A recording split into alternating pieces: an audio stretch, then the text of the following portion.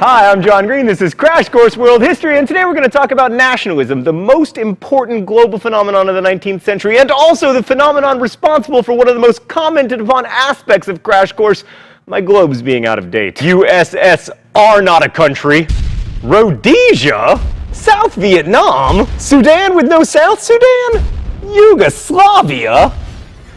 Okay, no more inaccuracies with the globes. Oh, the little globes! This one doesn't know about Slovakia, this one has East Frak in Pakistan, and this one identifies Lithuania as part of Asia. Okay, no more globe inaccuracies. Actually, bring back my globes. I feel naked without them.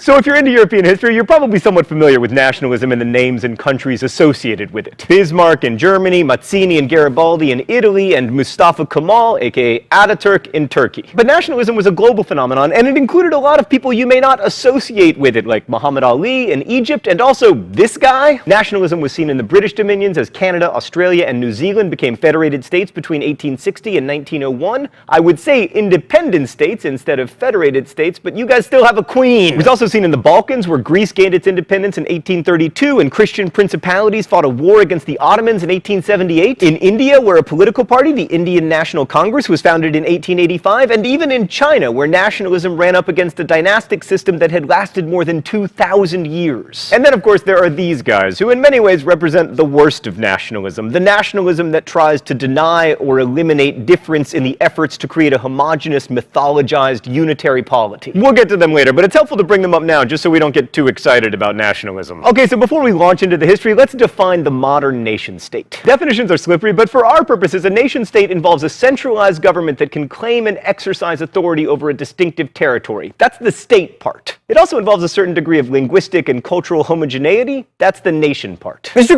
Green, by that definition, China was a nation-state by, like, probably the Han Dynasty. Dude, me from the past, you're getting smart. Yeah, it could be, and some historians argue that it was. Nationhood is really hard to define. Like in James Joyce's Ulysses, the character Bloom famously says that a nation is the same people living in the same place, but then he remembers the Irish and Jewish diasporas and adds, or also living in different places. But let's ignore diasporas for the moment and focus on territorially bounded groups with a common heritage. Same people, same place. So how do you become a nation? Well, some argue it's an organic process involving culturally similar people wanting to formalize their connections. Others argue that nationalism is constructed by governments, building a sense of patriotism through compulsory military service and statues of national heroes. Public education is often seen as part of this nationalizing project. Schools and textbooks allow countries to share their nationalizing narratives, which is why the once and possibly future independent nation of Texas issues textbooks literally whitewashing early American history. Still, other historians argue that nationalism was an outgrowth of urbanization and industrialization, since new urbanites were the most likely people to want to see themselves as part of a nation. For instance, Prague's population rose from 157,000 to 514,000 between 1850 and 1900, at the same time that the Czechs were beginning to see themselves as separate from the Austro-Hungarian Empire. Which is a cool idea, but it doesn't explain why other less industrialized places like India also saw a lot of nationalism. The actual business of nationalization involves creating bureaucracies, new systems of education, building a large military, and often using that military to fight other nation-states, since nations often construct themselves in opposition to an idea of otherness.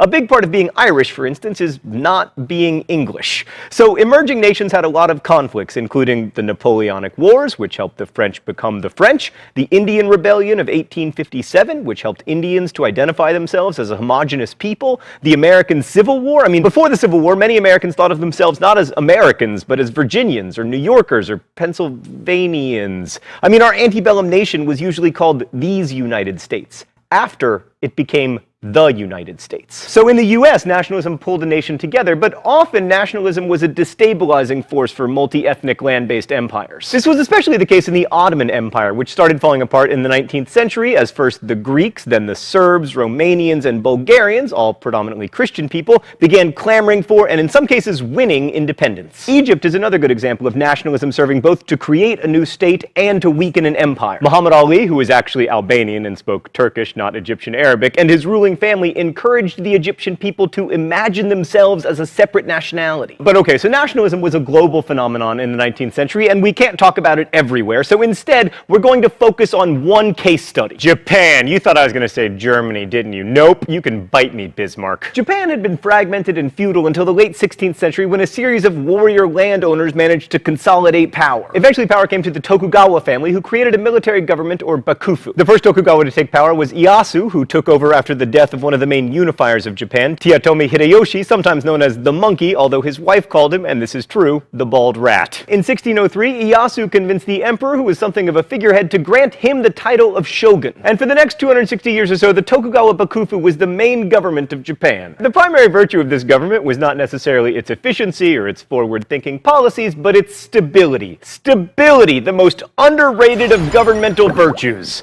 Let's go to the thought bubble. The Tokugawa bakufu wasn't much for centralization, as power was mainly in the hands of local lords called daimyo. One odd feature of the Tokugawa era was the presence of a class of warriors who by the 19th century had become mostly bureaucrats. You may have heard of them, the samurai. One of the things that made this hereditary class so interesting was that each samurai was entitled to an annual salary from the daimyo called a stipend. This privilege basically paid them off and assured that they didn't become restless warriors plaguing the countryside, that is, bandits. We tend to think of samurai as noble and honorable, but urban samurai, according to Andrew Gordon's book A Modern History of Japan, were a rough and tumble lot. Samurai gang wars, a West Side Story, and the shadows of Edo Castle were frequent in the early 1600s. And you still say that history books are boring. As with kings and lesser nobles anywhere, the central bakufu had trouble controlling the more powerful daimyo, who were able to build up their own strength because of their control over local resources. This poor control also made it really difficult to collect taxes, so the Tokugawa were already a bit on the ropes when two foreign events rocked Japan. First was China's humiliating defeat in the Opium Wars, after which Western nations forced China to give Europeans special trade privileges. It was a wake-up call to see the dominant power in the region so humbled, but even worse for the Tokugawa was the arrival of Matthew Perry. No, thought bubble, Matthew Perry. Yes, that one. The Tokugawa are somewhat famous for their not-so-friendly policy toward foreigners, especially Western Christian ones, for whom the penalty for stepping foot on Japanese soil was death. The Tokugawa saw Christianity in much the same way that the Romans had, as an unsettling threat to stability. And in the case of Matthew Perry, they had reason to be worried.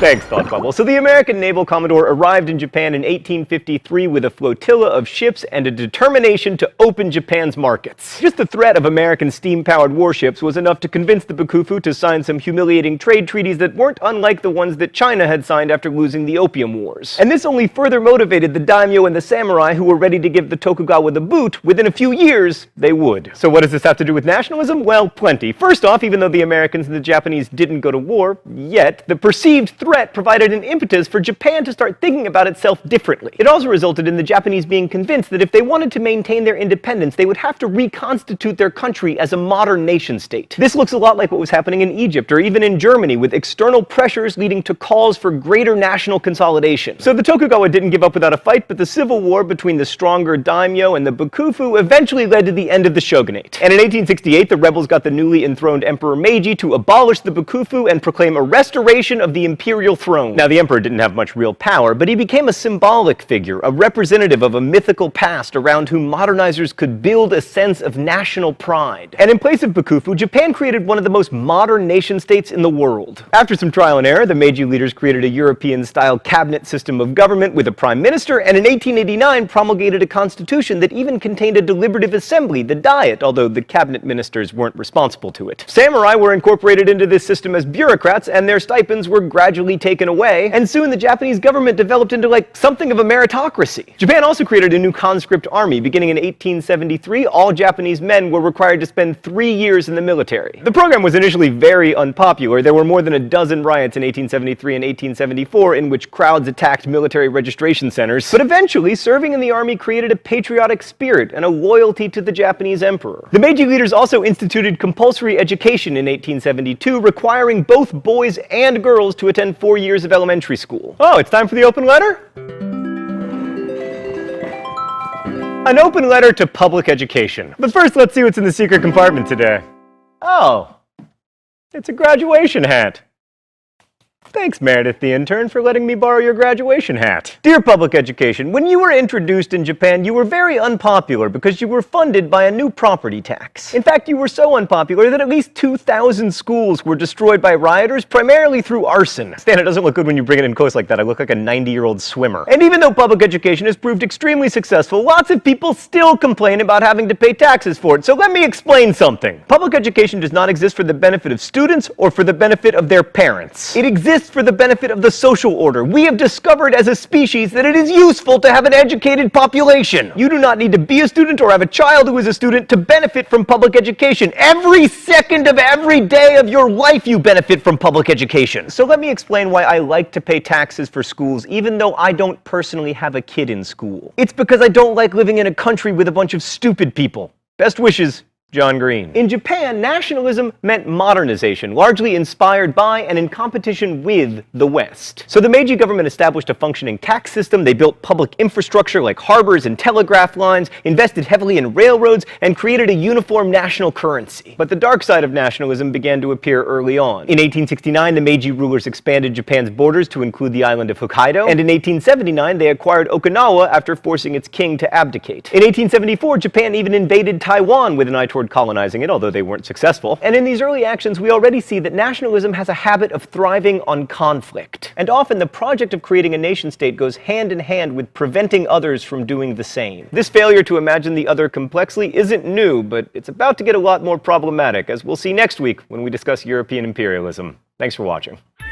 Crash Course is produced and directed by Stan Muller. Our script supervisor is Danica Johnson. We're ably interned by Meredith Danko, and our graphics team is Thought Bubble. Also, the show was written by my high school history student John Green and myself, Raoul Meyer. Last week's phrase of the week was bearded Marxist. If you'd like to guess at this week's phrase of the week or suggest future ones, you can do so in comments, where you can also ask questions about today's video that will be answered by our team of historians. Thanks for watching Crash Course, and as we say in my hometown, don't forget to be awesome.